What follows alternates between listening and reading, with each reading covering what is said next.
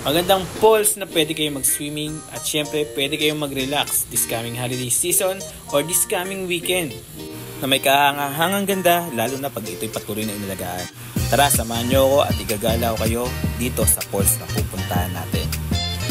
From Gumaok nga pala dito sa amin, siguro mga 15 to 20 minutes travel lang papunta sa falls na to. At yung pinaka-landmark nito sa may Skyline Hospital, kakaliwa ka pag papunta kang Tungko. Then kakanan ka naman kung way mo is papuntang Francisco Source sa Pangpalay.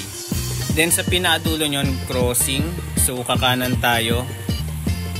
Ito yung way na papuntang bundok kung tawagin or kay Banban.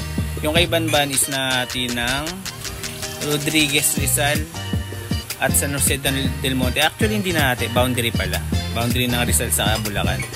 Then before mag Kelly's Grocery, kakaliwa tayo. Dati may nakalagay dito na signboard na papuntang Tungtung Falls, ngayon nawala na eh. Then tanong ka lang sa mga lokal at ituturo kayo papuntang Tungtung Falls. Dito naman sa may court na to, ito yung sign na malapit na tayo sa Tungtung Falls. Then dito na rin yung parking area nila. Then shoutout nga pala kay Bossing. Actually parking fee dito is 30 pesos. Sa motor mga bossing nga, ewan ko lang sa 4 wheels. Then tinuro rin sa amin kung ano yung tamang daan or kung saan kami mapapadali. At shoutout nga rin pala kay paring Mumpil natin, yan.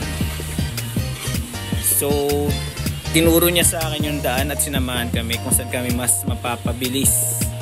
Kasi yung una tinuro sa amin sa may tulay na sira, medyo mababang lakaran daw yan, ikot daw yan.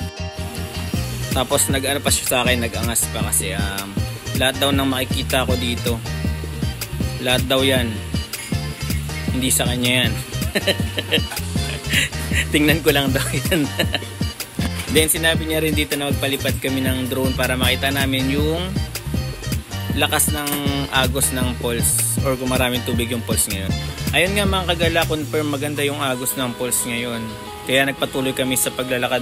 And trekking time nga pala dito, simula sa parking area, nasa 5 to 10 minutes lang. Depende sa bilis ng lakad, pero pinakamatagal na siguro yung 15 minutes. Tapos mga kagala, ulitin ko yung pinakamagandang month para pupunta sa falls, especially dito sa Bulacan, is July to January. Yung January, depende na rin kung medyo maulan pa. Pero ang buhay talaga ng falls, tuwing rainy season yan. Kaya madalas pagka month of August to November yan, madalas akong pumunta sa falls or mag-ikot-ikot dito sa area. Then ito na yung sign na malapit na talaga kami. Pagdaan namin dito sa maliit na ilog. And doubly ingat nga kasi medyo madulas sa part na to. At pwede rin kayo maglakad sa tubig para iwas disgrasya na rin. At nandito na nga tayo sa Tungtung Falls na isa sa mga pasyalang pinagmamalaki ng City of San Jose del Monte, Bulacan na matatagpuan sa Carissa 6 Subdivision, Bantay Bayan, Barangay Santo Cristo, City of San Jose del Monte, Bulacan. Tara, samahan nyo ako. Guys, so dito na tayo sa Tungtung Falls. Yun o. Makaangas. Ganda.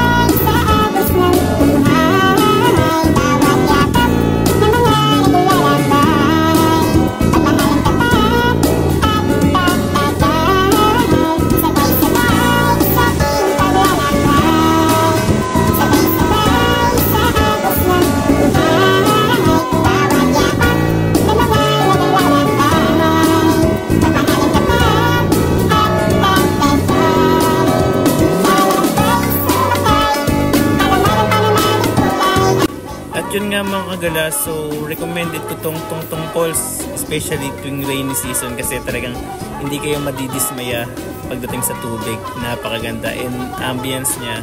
Kung nature lover kayo, pasok na pasok to sa inyo. At katulad nga ng sabi ko kanina, napakalapit lang nito. So kung takot kayo sa malayo ang lakad, ito ang para sa inyo. At syempre, if ever napupunta kayo dito sa falls na to, make sure na aalagaan nyo rin to. Hindi kayo magtatapon ng basura kung saan o hindi kayo magkakalat sa paligid nito.